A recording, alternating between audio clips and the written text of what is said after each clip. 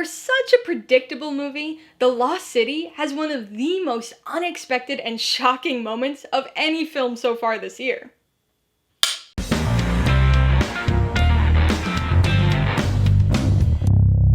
Hey everybody, welcome to Mainly Movies. Today I'm going to be talking about the 2022 adventure romantic comedy, The Lost City. If you're new here, please consider subscribing for a variety of movie-related content like reviews, rank lists, and trailer reactions. All my reviews include a breakdown of the pros and cons, my rating, and some tailored film recommendations, so be sure to watch through to the end of this video for all of that extra content. The Lost City stars Sandra Bullock, Channing Tatum, and Daniel Radcliffe, and was directed by Aaron and Adam Nee. It tells the story of romance novelist Loretta Sage, played by Sandra Bullock, who finds herself trapped in a jungle with her cover model when a crazed billionaire thinks that she's the key to finding lost treasure. Watching The Lost City was an interesting experience, because even though the movie has nothing to do with time travel, I felt like I had been transported 20 years in the past. This movie feels like a 2000s movie. Like somebody found a script buried at the bottom of a drawer somewhere, dusted it off, threw in a few cell phones and a Fitbit, and sent it into production. It's got everything that you remember from those 2000s films. An over-the-top rom-com adventure, ridiculous scenarios, a broad array of humor and gags, two charismatic leads with surprisingly good chemistry, and of course, Sandra Bullock in a starring role. Now, I certainly watched and enjoyed my fair share of these types of rom-coms back in the day, so it was really wild to be back in the theater for one. This feeling of a 2000s film is both a good and a bad thing.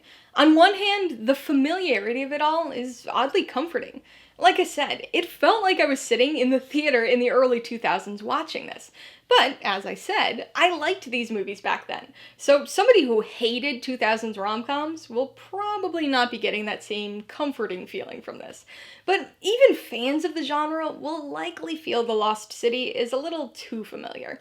You've seen this movie many times before. There are some new jokes and scenarios, but pretty much everything else follows the beats that you expect. And so your enjoyment will likely hinge on whether or not that's a problem for you. Even though it's familiar, the premise of The Lost City is very fun. The initial setup and the beginning of the adventure are fairly entertaining.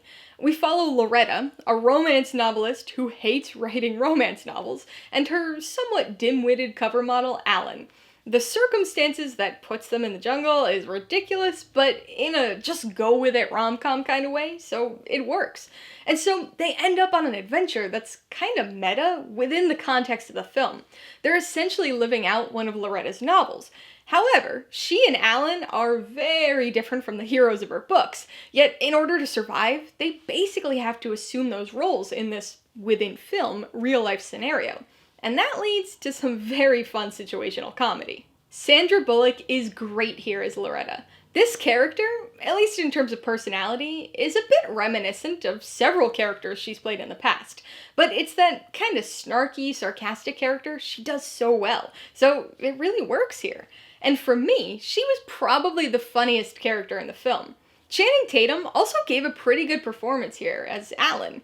His character is clearly written to be the main source of comedy, and I do think they write him a little annoyingly too dumb at times, but he does have some funny moments and a bit more charm and emotional depth than you might initially expect.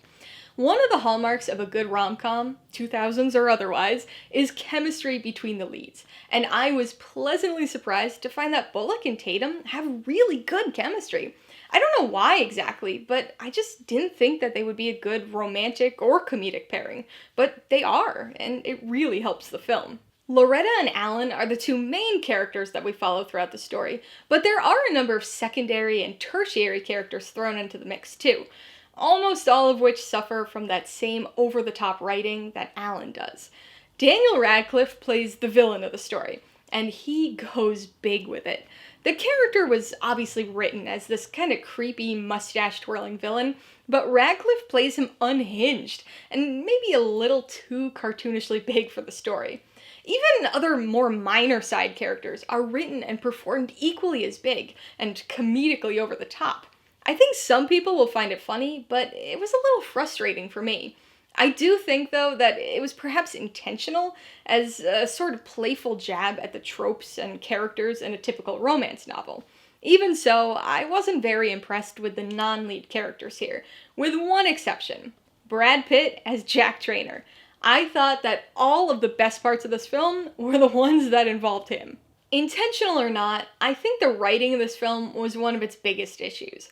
Not only were many of the characters too over the top, often with really rough, unnatural dialogue, but the structure and pacing also left much to be desired. I mentioned before that the initial setup and even the beginning of the adventure part of the story were pretty good. Familiar, but interesting and entertaining. Unfortunately, things become a lot less interesting once our characters have spent a bit of time in the jungle.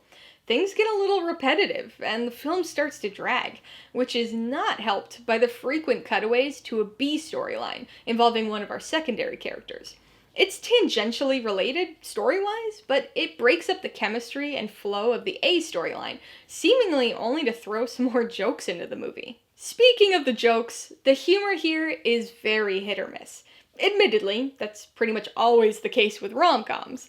I found that almost all of the funny moments of this film came from situational humor, or very quick visual gags, like somebody running up a tree, or feet sticking out of a car door. But they spend a lot of time on some extended dialogue-heavy gags that just don't work. The humor in these moments feels so forced. It's not terrible, but you get the distinct sense that the writers tried too hard to make certain moments funny, and ended up having the opposite effect, when in reality, a more subtle moment of humor would have gotten the laugh. But hey, going for the 2000s rom-com feel, so why change up the approach now? Alright, let's talk about the pros and cons. Pro number one is the chemistry between our lead characters. Chemistry is really important in a rom-com, so I guess it's a good thing that this makes the pro column. I remember when I first saw that this film would be starring Sandra Bullock and Channing Tatum, I was a little skeptical about the pairing. I love Sandra Bullock, and she certainly has a proven track record of rom-coms, so I knew she would be good, but I wasn't so sure about Tatum. He can be very funny, I just didn't think he'd be able to provide both a good comedic and romantic pairing with Bullock. But he does, and they're believable and funny together, which was a pleasant surprise. The second pro is Brad Pitt. He plays a secondary character named Jack Trainer, and is incredibly entertaining. He's funny on his own, but his interactions with both Sandra Bullock's character Loretta and Channing Tatum's character Alan are even funnier.